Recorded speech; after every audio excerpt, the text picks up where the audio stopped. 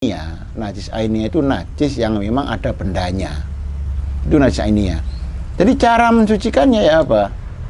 Yaitu dengan menghilangkan bendanya dulu.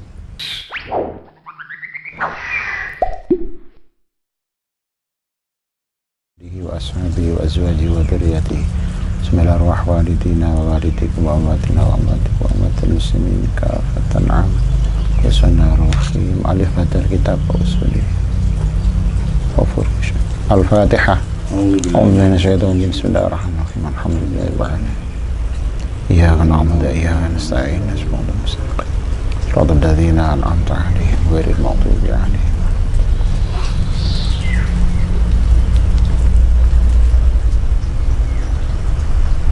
Bismillahirrahmanirrahim.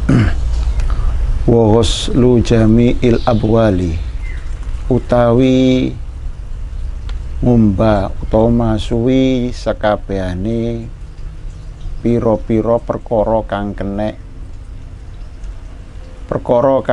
pira-pira oyo, wal au arwasi lan perkara kang kenek pira-pira kotoran, walau kana senajan ana apa ya se abwal wal auros iku min makulil lahmi, saking hayawan kang kena den pangan daginge, iku wajibun wajib.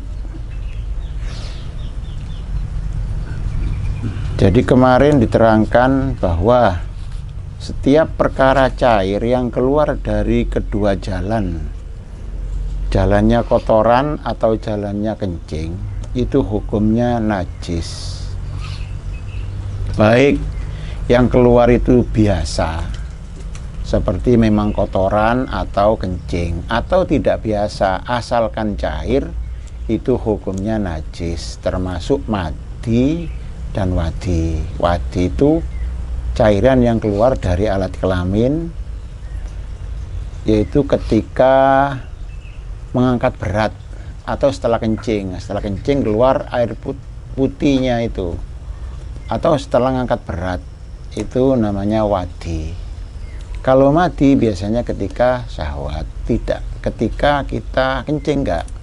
Ketika syahwat kemudian agak kenduk, itu baru ada di ujung kemaluannya laki-laki itu ada cairan yang agak kental, itu namanya madhi. Madhi dan wadi itu kedua-duanya najis. Jadi keluar dari alat kelamin itu najis asalkan cair. Kalau tidak cair kemarin itu, maka hukumnya bukan najis tapi mutanajis. Artinya apa? Perkara yang terkena najis. Kalau najis tidak bisa disucikan, kalau mutanajis bisa dicuci, kemudian kalau sudah selesai suci hukumnya. Tuh. Wa ghuslu jami'il abwal wal auras walau kana mim ma'kulil lahmi wajibun. Mencuci atau ya mencuci semua perkara yang terkena kencing atau terkena kotoran, itu hukumnya wajib. Walaupun kotorannya itu atau kencing itu dari hewan yang boleh dimakan dagingnya. Artinya apa? Kotorannya apa saja itu hukumnya najis. Kotoran apa saja itu hukumnya najis. Ikan kotorannya najis. Makanya di sini wajib kita mencuci sesuatu yang terkena kencing atau terkena kotoran. Walaupun kotoran dan kencing itu dari hewan yang bisa dimakan dagingnya. Kotorannya kambing najis, kencingnya kambing najis, kotorannya ikan najis, kencingnya ikan juga najis. Ikan itu kencing tak? Loh, kalau begitu, kalau najis nggak boleh dimakan, nggak boleh dimakan. Loh ya apa kalau kita makan apa itu? Gremut itu, masa dipeteti terlalu kecil, asal asin, ya apa itu? Kalau itu dihukumi najis berarti kita goreng di situ ya najis kabeh, lah gitu. Saya katakan kemarin itu fikih itu ya begitu, lurus dulu begitu, ya. Tapi menurut sebagian ulama mazhab Syafi'i, Kalau ikannya kecil, ya najis tapi ma'fu, dimaafkan. Ma'fu, ya najis tapi dimaafkan, nggak apa-apa gitu loh. Seperti hanya kemarin yang kita cewek dengan batu, itu tidak suci itu, ya najis tapi ma'fu. Jadi karena batu itu tidak bisa mensucikan, tapi menghilangkan benda. Terus bekasnya masih ada, makanya dihukumi bukan suci tapi najis tapi ma'fu. Pun begitu juga kotorannya hewan yang ikan yang terlalu kecil itu ma'fu, ya, itu suci ya, suci ya. Kotorannya ikan itu termasuk suci atau ma'fu, di ma'fu ya. Lah bagaimana kalau ikannya besar? Kayak bandeng kan, itu kan bukan kecil itu bandeng itu. Kayak bandeng di bandeng kuning itu kan, itu direbus bersama kotorannya itu. Loh kalau betul yang ini ya najis semua. Najis semua itu bersama daging-daging najis. Kalau menurut yang asli seperti ini ya sudah najis, nggak boleh dimakan. Nah, tapi ada tapinya itu ya. Menurut sebagian ulama mazhab Syafi'i, kotorannya hewan yang bisa dimakan dagingnya itu tidak najis. Kotorannya hewan yang bisa dimakan dagingnya itu tidak najis. Kambing, sapi, ceretong itu nggak najis lah ngono. Sebagian ulama mazhab Syafi'i. Makanya jalan keluarnya ikan tadi ikut yang ini gitu loh. Jadi kalau lulusan seperti kemarin itu, sampai ditanyai mana jalan ke pagar, ya itu lurus sudah, itu. Loh ya apa yang ini lah, ya apa ini, kan kita ketabrak ya. Dan asalnya juga begitu, ikan, kencingnya ikan, kalau kencing ya, kotorannya ikan itu juga najis. Makanya kita kalau terkena harus dicuci ya. Lah ya apa kalau ikan kita ya bukan sering ya apa ya, kita goreng ikan teri, ikan klothok, masa dibedeti dhisik kan enggak ya. Kalau orang sih dibedeti, kalau gremut ya enggak, walaupun gremut itu ada kotorannya. Makanya kalau ikannya sekecil itu dima'fu ya. Dan lagi ada sebagian ulama yang bermazhab Syafi'i itu mengatakan kotorannya hewan yang bisa dimakan dagingnya termasuk ikan itu suci kotorannya. Maka dengan jalan ini kita makan itu gitu loh. Makan ikan yang tidak dibeteti dulu ya. Karena kita itu memang bukan karena atas dasar hukum, karena atas dasar ya apa ya, kayak bandeng kalau tidak dikuningkan itu, bandeng kuning itu, gandum putih apa dibeteti. Lelek bandeng kuning kok gak dibedeti ya. Kan itu suka-suka orang itu. Tidak. Kalau memang mau menetapi jalur hukum, ya harus dibedeti dulu baru kita asinkan, kita bumboni dengan seperti kuning itu. Kalau dikuningkan itu, kalau ada bumbunya resep itu dengan kotorannya resep daging-daging. Lah itu suci. Kalau menurut jalur yang pertama tadi itu, ya sudah nggak bisa dimakan. Lah baru kita menurut pendapatnya sebagian ulama yang bermadzhab Syafi'i, kotorannya hewan yang bisa dimakan dagingnya itu suci seperti hewannya. Makanya ya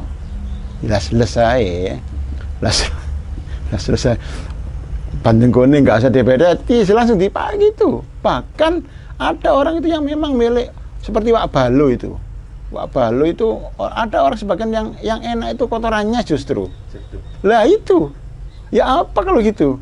Lah tadi itu sebagian ulama mazhab Syafi'i itu mensucikan kotorannya hewan yang bisa dimakan dagingnya termasuk ikan tadi itu.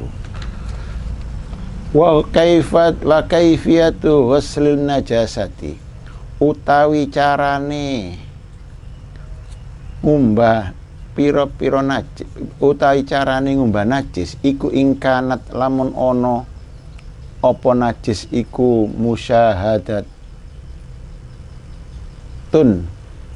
bisa den tingali bil aini kelawan mripat, wa hiya utawi musyahadatun bil ain iku al musammatu kang den arani bil ainiyati kelawan najis ainiyah, takunu ono apa ya se kaifiyah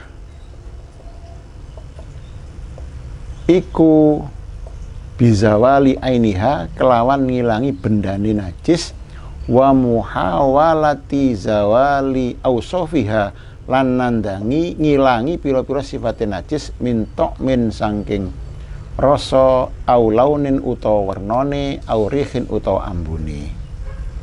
Fa in baqiya mongko lamun sik tetep apa tok mun najasati rasane najis, doro mongko bahaya apa se tok mun najasa, au launun utawa wernane najis, au rihun utawa ambune najis, asura kang angel apa zawaluhu ngilangi laun au rihun, lam yadurra mongko ora bahayani apa se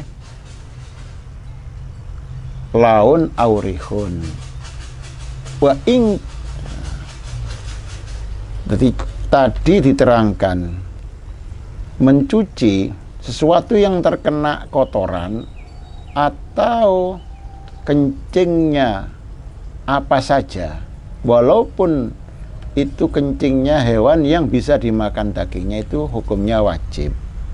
Caranya yaitu kalau memang najisnya itu bisa dilihat mata, atau dengan kata lain disebut najis ainiyah. Najis ainiyah itu najis yang memang ada bendanya, itu najis ainiyah.